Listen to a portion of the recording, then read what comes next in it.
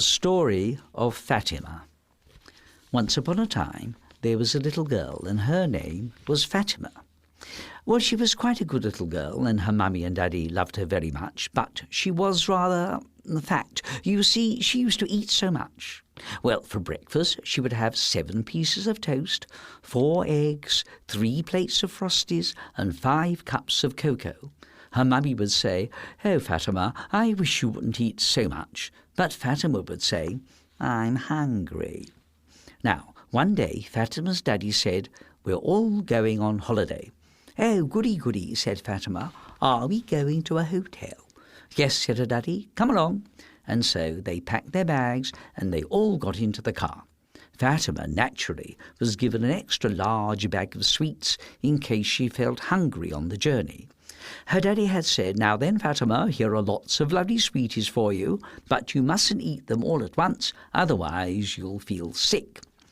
"All right, Daddy," said Fatima.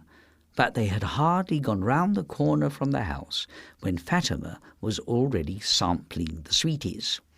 "I'll just try this one wrapped in silver paper," she said to herself.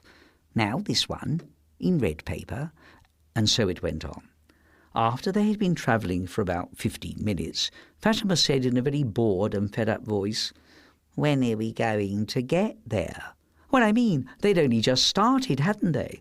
And that's just what her daddy told her. And so Fatima went back to gobbling up all her sweets, although her daddy said she mustn't. Another, and another, and another, until, believe it or not, yes, they had all gone. And then, of course, in a very weak and whiny voice, she said, "I feel sick." "Oh, well, I'm not surprised, are you, after eating up all those sweets?"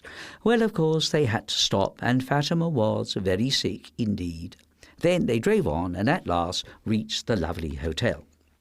Now, Fatima's mummy had just bought her a new swimsuit, and Fatima liked it very much. It was bright red with gold stripes, and although it did seem rather, shall we say, tight for Fatima, she insisted, and her mummy bought it for her. As soon as they reached the hotel, Fatima wanted to go to the swimming pool so that she could wear her lovely red swimsuit with gold stripes. "Oh, all right," said her mummy, "you can go down whilst we're unpacking. But be careful not to fall into the water, nor to go near that very high diving board, because it isn't for little children." "Oh, very well," said Fatima, and skipped off, wearing her lovely new, but rather tight swimming costume. She started to walk around the pool and came to the very high diving board. "I wonder what it's like just to go up one step of the ladder," she said to herself. And as she said it, she did it.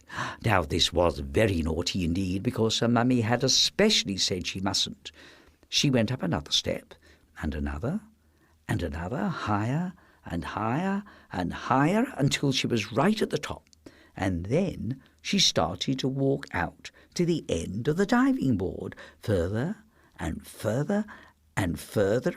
And then she looked down, and when she saw how high up she was, she became terrified.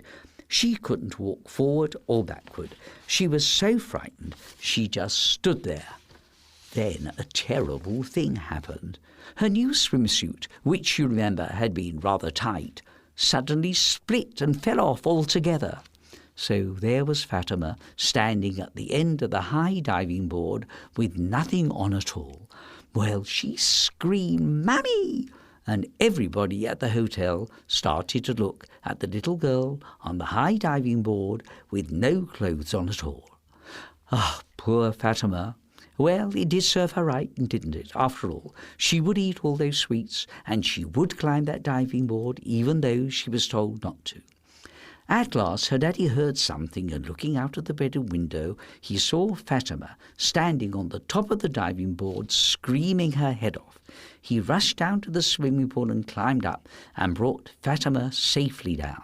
She was still crying and crying, and her daddy said, Now, Fatima, never mind, that's enough. I want you to promise that you'll never do it again, and that in future you won't eat quite so much, and then you'll get a bit thinner." And she did, and they all lived happily ever after.